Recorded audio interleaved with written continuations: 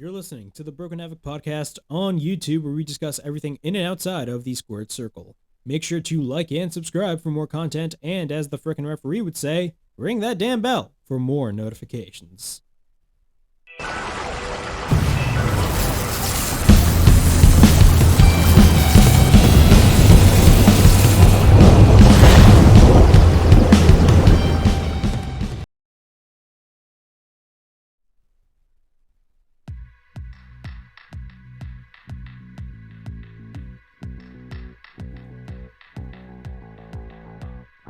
What's up, everybody? It is Broken Havoc here on the Broken Havoc podcast, here to review AEW Rampage from January 14th, 2021. Overall thoughts on this show is that I actually really enjoyed this show.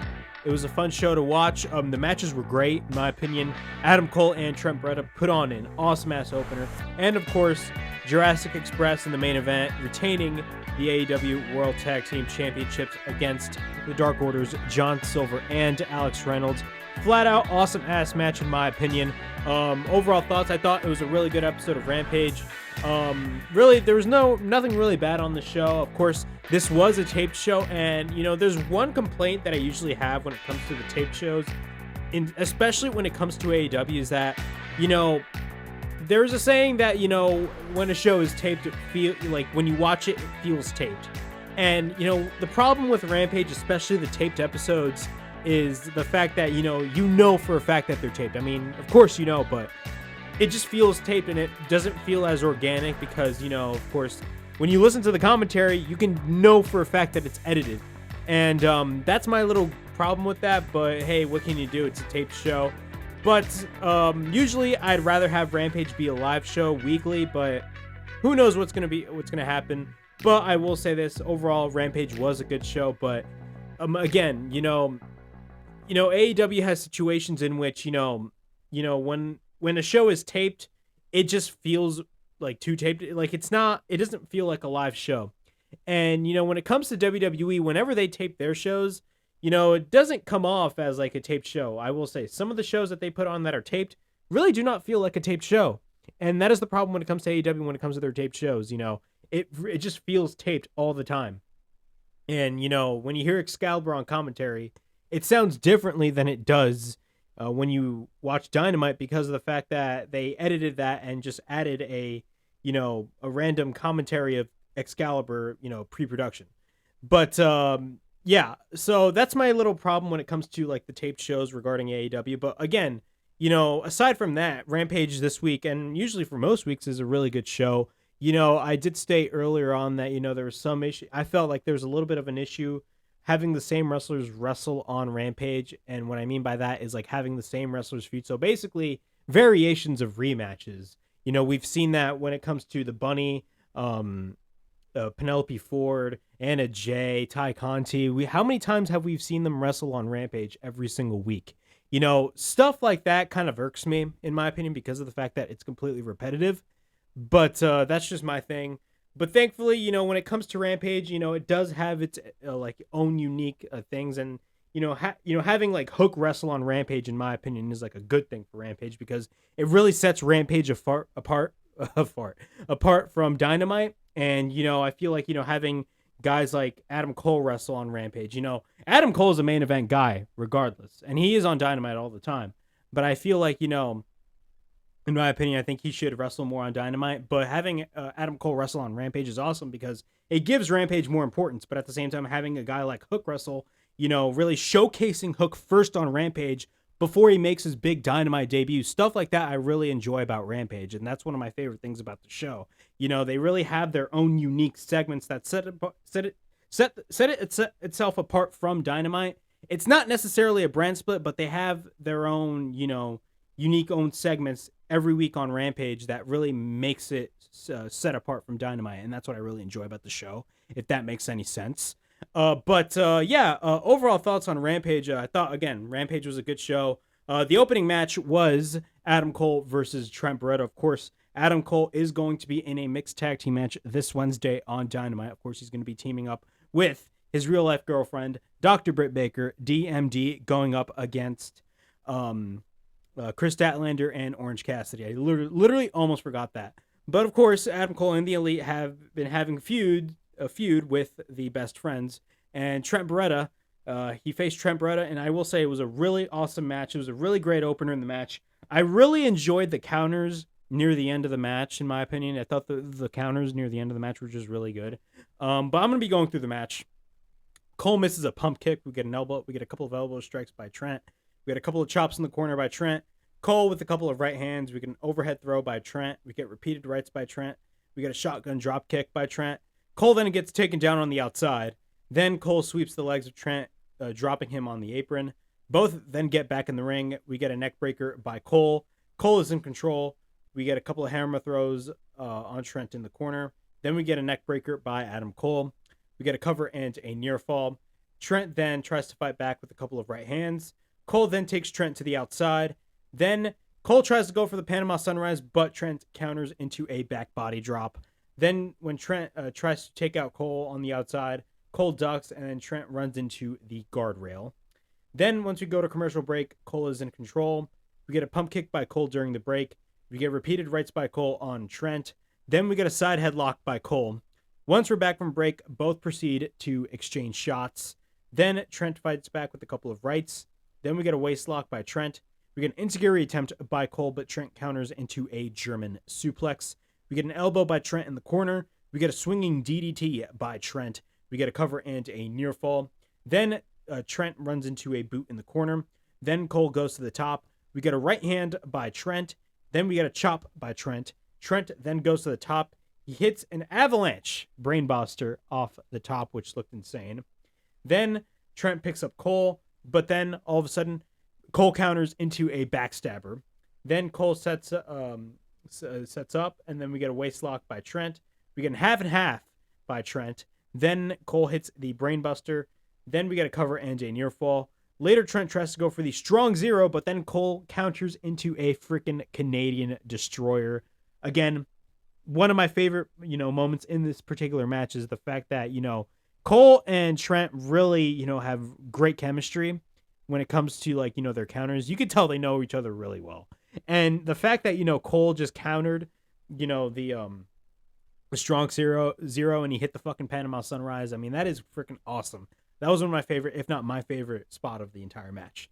Then Cole tries to go for the Panama Sunrise, but then Trent instead hits a suplex. We get a right lariat by Trent. Trent then runs into a super kick. Then Cole goes to the top for the Panama Sunrise, but then Trent catches him and hits the strong zero. So Trent basically reversed it, which was awesome. Kind of getting back at Adam Cole. I love the storytelling here. We get a cover and a near fall. Then the Best Friends and the Elite brawl on the outside. Then Cole hits a low blow on Trent. Then Cole hits the boom. We get a cover. 1, 2, 3. Adam Cole wins this match, which was totally expected. I mean, of course, you're going to have Adam Cole win this match. If you have Adam Cole lose, it would make no sense. But again, having Adam Cole win the match was honestly and arguably the right decision, to be quite honest with you. He should be undefeated for the entirety of the year. But again, having Adam Cole wrestle on Rampage to me is a good thing because it brings a level of importance to Rampage. And, Rampage, it does have its ups and downs. But again, having Adam Cole wrestle on Rampage just makes the show important. And, you got championship matches that happen on Rampage. One of my favorite things about Rampage is that they try to treat it as be honest with yourselves. Rampage is a B show, but they try so hard to make it as important as it is. And that's what I really appreciate them by. But yeah, Cole beats Trent Beretta in this match. All right, we get Thunder Rosa versus Mercedes. Well, not versus. We get a Thunder Rosa and Mercedes Martinez video package. Then we get Shawn Spears versus a jobber known as Andrew Everett. I have no idea who Andrew Everett is. Excalibur was saying, he's really good in the ring, all that stuff. He barely got offense in this match. Basically what happens, Spears picks him up and then hits the C4, and then we get a cover and Spears wins the match. Of course, Shawn Spears is going to be facing CM Punk this Wednesday on TBS on Dynamite. CM Punk is definitely going to go through the entire Pinnacle. MJF with his mind games again, because he did that with Cody with the 3 labors or whatever those were called. I can remember the 10 lashes and that steel cage match. And then of course, with Jericho, he had the Labors of Jericho, which in my opinion was awesome. Of course, we had Nick Gage wrestle Jericho in one of my favorite Dynamite matches, in my opinion. You know, it was a death match, but like it really, if you look it up on if you look up a random death match on YouTube, like it's not the intensity of an actual death match that you would see on YouTube or any other like indie fed. But you know, I will say they really brought it to the limit. You know, the Labors of Jericho was really awesome in my opinion. Granted, you know, having Wardlow be like the final guy, I felt like the order was kind of off, but like that's just me. But yeah. So then Sean Spears cuts a promo on CM Punk. He's asked, is he really the best in the world? What about him? What about me? What about Sean Spears? Nice little tribute right there. I didn't make up myself. He didn't say anything about, you know, he didn't do any Raven reference. But he said, what about him? He traveled through the same roads, shed blood, and he's given everything to this. He was the guy that was not supposed to make it. He said that it would be easy to explain, but he said who he is easy to explain, but what he is more complex. He is the guy that MJF sends to ensure a message is delivered. He basically states that he doesn't play with lines. There will be no warning, and he never apologizes. He's the guy you don't see coming, and he's the reason why he is called the chairman. Then he says one swing, and he will make sure he will remember him forever.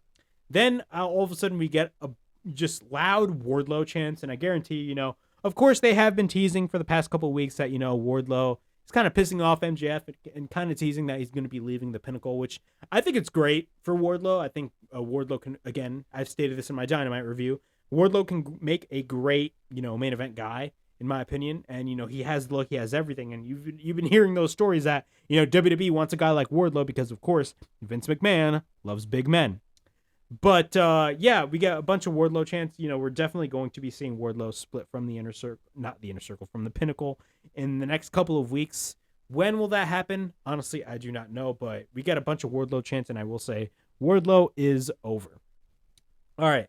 Then after that, he says next week he's not against the guy who is just a one move wonder with a couple of years of experience. He is in the ring with a 20-year veteran.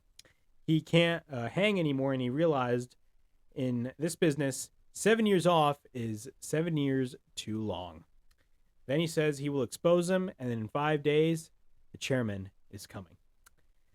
Great promo, I will say, by Sean Spears. Sean Spears has always been a really good promo, in my opinion, and I really love his character, you know, the chairman and all that stuff. Guarantee you Sean Spears, in my opinion, will be TNT champion.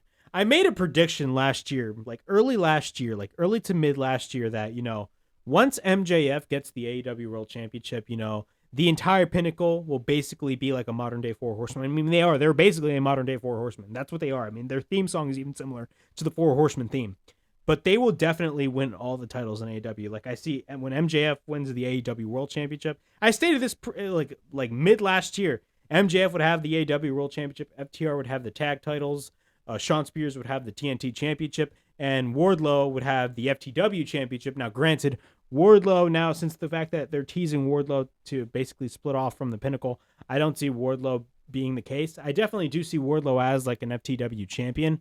But I definitely would have him be the FTW champion as a babyface when he's on his own. In my opinion, I think that would be a really good fit for him. But yeah, you know, I feel like the Pinnacle, I feel like 2022 is definitely going to be the year of MJF, but not only MJF, but the entire Pinnacle. I definitely do see them having all of the titles in AEW, in my opinion. You know what? If that happens, I'm 100% down for that. We get the Acclaimed with a diss track on Sting and Darby Allin. Yes, they did a diss track. I will say this, you know, I didn't take notes on the entire diss track. I just listened to it when I was watching the show, and I will say I laughed. It was pretty hilarious, in my opinion. It was just funny as hell. All right, we got a trios match that literally happened out of nowhere. We basically had no entrances. It just happened like right after the diss track. We got a trios match, or trios tag match, I should say. Layla Hirsch and Kris Statlander in Red Velvet versus Nyla Rose, Penelope Ford, and the Bunny. Of course, we have seen Layla Hirsch and Kris Statlander have a little bit of tension when it comes to each other. In the beginning of the match, you know, Layla tags in out of nowhere, basically just arguing with Kris Statlander in the beginning portions of the match. Nyla is in control. Nyla hits a belly-to-belly suplex. We get a cover and a 1 count. Then the Bunny tags in. Kris Statlander tags in. We get a waistlock takedown by Kris. Then we get a right forearm by Bunny. Both exchange shots. We get a power slam by Statlander. We get a cover into near fall. Then Red Velvet tags in. We get a double team attempted by both Statlander and Velvet. Velvet then works on the Bunny. Then Layla tags in. Then we get a double team attempt by Layla and Velvet. Then Kris wants to tag in, but Hirsch tags Velvet. Then Nyla takes out Velvet. We go to commercial break. Then the heels are in control. Once we're back from break, Nyla with the choke slam on Velvet. We get a cover into near fall. We get a stomp by Nyla. Nyla then hits a senton, but misses. Then at this point, the hot tag is made. Then Kris goes for a clothesline and a high boot. Then we get a hammer throw on Ford. Then after that, we get a right hand by Statlander. And then we get a north buster by Statlander after that. We get a cover and a near fall. Then Ford gouges the eyes of Statlander. We get a backslide attempted by Statlander. But then Statlander transitions that backslide into a spider crab submission, which I thought was really cool. But then the Bunny interferes. Bunny tags in. Statlander then hits the Blue Thunder Bomb. Then we get a cover and a near fall. Then Layla tags in. We get an argument between Kris Statlander and Layla Hirsch. Then Layla gets taken out. Same as Kris Statlander. We get a cover by the Bunny, and the heels win. Nyla Rose, Penelope Ford, and the Bunny beat Layla Hirsch, Kris Statlander, and Red Velvet. This was, in my opinion, my least favorite match. It was not a bad match. It was not a bad match, in my opinion. It was a good match. But in my opinion, out of all the matches, in my opinion, this was, in my opinion, my least favorite match. This whole storyline with Layla Hirsch and Kris Statlander, honestly, I really do not know what's the point of that storyline, to be quite honest with you, because, AEW for the past couple of weeks have been stating that, there's been a lot of tension ever since, of course, they had their match at Rampage a couple weeks ago. I think it was at Holiday Bash. Correct me if I'm wrong. But I just feel like, I'm just not really as invested. And there has been I heard that there was a couple of things that happened on Dark, which I will say, I'm just going to say it flat out right here. And I've stated previously, I don't watch Dark. I think it's just too much content. It's great for, a lot of the wrestlers, but in my opinion, as a viewer, Dynamite and Rampage is just enough for me. But, there's been a lot of things going on Dark and stuff, but, Layla Hirsch and Kris Statlander, in my opinion, I'm not really as invested in that storyline. I don't know why, Layla Hirsch is in this, heelish role, in my opinion. I think it kind of makes no sense because I always viewed Layla Hirsch as a badass babyface, in my opinion. That's just my view. I always viewed Layla Hirsch as just a badass babyface. That's just me. All right. We get a backstage segment with Ethan Page and Scorpio Sky and the Men of the Year on Cody Rhodes and Sammy Guevara. Then Ricky Starks is on commentary, ranting about Jay Lethal. Of course, Jay Lethal interfered in the match, taking out Ricky Starks during the match with Will Hobbs and Dante Martin, which I did state in my Dynamite review. It's kind of weird, they brought in Jay Lethal, after his match against Sammy Guevara a couple weeks ago on Dynamite, which was a damn good match. But after that, they really didn't do anything with Jay Lethal. I believe he did wrestle on Dark multiple times. Correct me if I'm wrong. Again, I do not watch Dark, but that was what happened.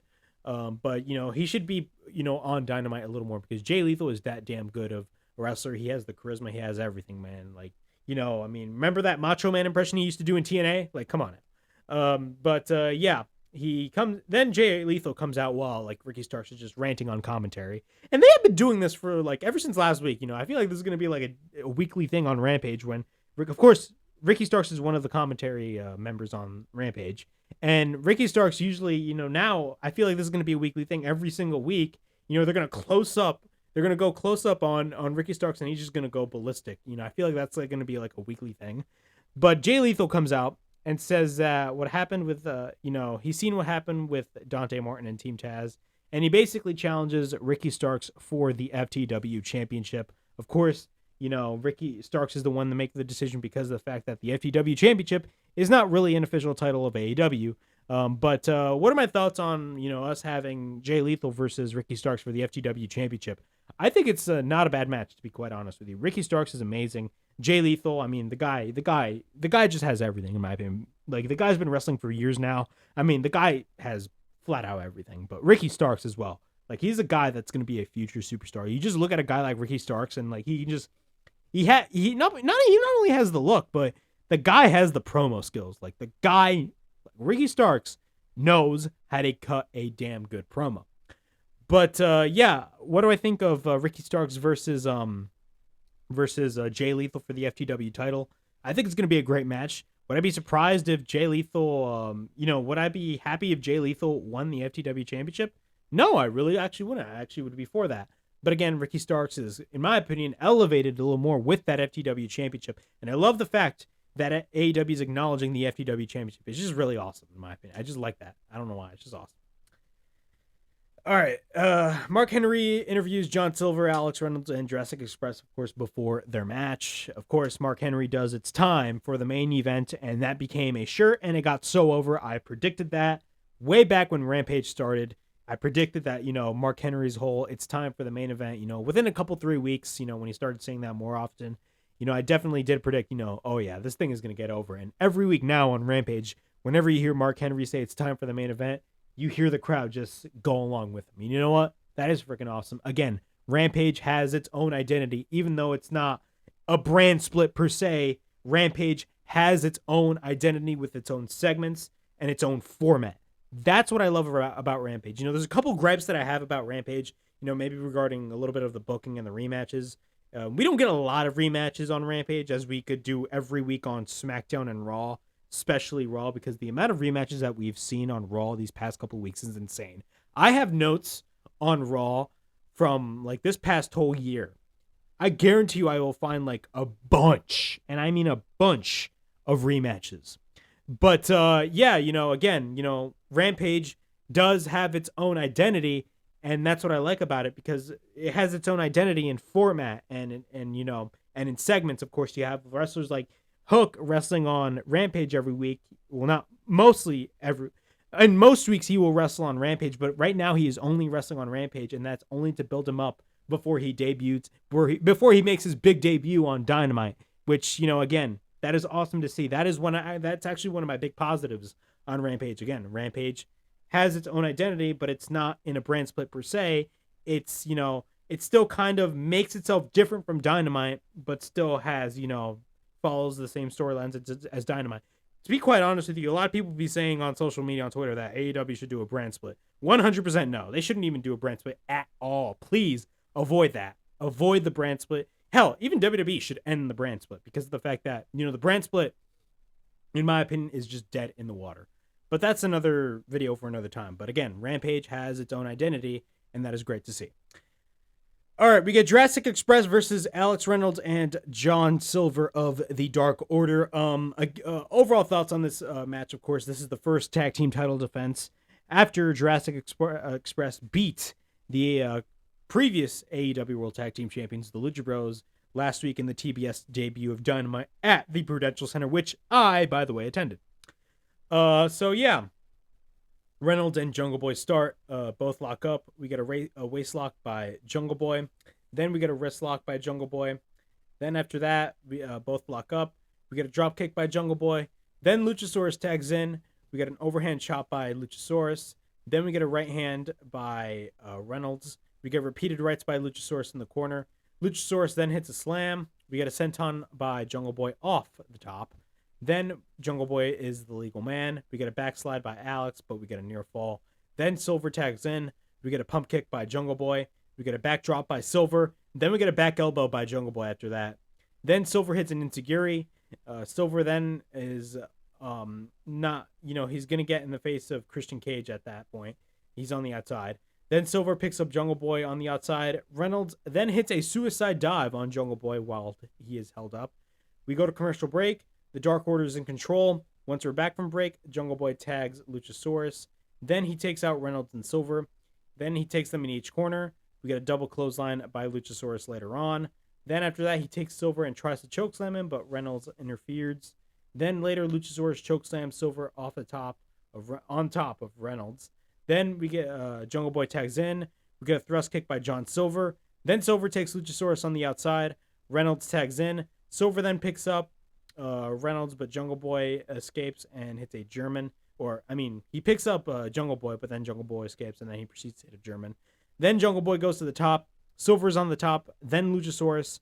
Luchasaurus then picks up Silver, but Silver goes back. Then we get the whole Tower of Doom deal. Then they all go down. We get, I think it was a running boot by Silver. I messed up my notes right there. Then we get a pump up knee by Reynolds. Then we get a double team attempt by Silver. We get a shotgun drop kick by Silver on Luchasaurus. Then Silver and Reynolds do their crazy combo spots with German suplexes, all that type of stuff. Again, I dig that spot where they just do multiple moves at once. I don't know why, but that is just an amazing spot. Again, true tag team wrestling right there. Then we get jackknife pins by Reynolds, but we get a near fall. Then we get a boot by Jungle Boy. Jungle Boy hits a clothesline on Reynolds. We get a headbutt by Luchasaurus. Then Jungle Boy hits a Hurricane Rana on Silver. Jungle Boy then hits the Canadian Destroyer. We get a cover into near fall. Luchasaurus tags in. We get a boot on Silver. Both then plant Reynolds to the mat. Jungle Boy hits a suicide dive. We get a cover by Luchasaurus, and Jurrasic Express retain the AEW World Tag Team Championships. Overall thoughts on this match, I thought it was a really good main event to close Rampage. Alex Reynolds and John Silver are just amazing at what they do. Alex Reynolds and John Silver, I don't know why, but John Silver is just fucking awesome. I'm a big John Silver fan. I don't know why. John Silver is just amazing. And the guy is over too. If you watch Being the Elite, I don't watch a lot of Being the Elite, but the guy is over on Being the Elite, yeah, John Silver and Alex Reynolds, man, those guys are insane, man. And I'm a big fan of the Dark Order. I love the Dark Order. But Jungle Boy and Luchasaurus retain the tag team titles, and I definitely do see them holding the tag titles for a couple months. I don't see those guys losing the tag titles anytime soon, of course. Number one, they just won the titles last week. And number two, they definitely do deserve a lengthy title reign, in my opinion. Who do I think should beat them for the tag titles? To be quite honest, I definitely do see guys like Bobby Fish and Kyle O'Reilly taking those belts, and Red Dragon, just going rampant. But that was my AEW Rampage review from January 14th, 2021. Overall thoughts on this show, I thought it was a pretty good episode of Rampage.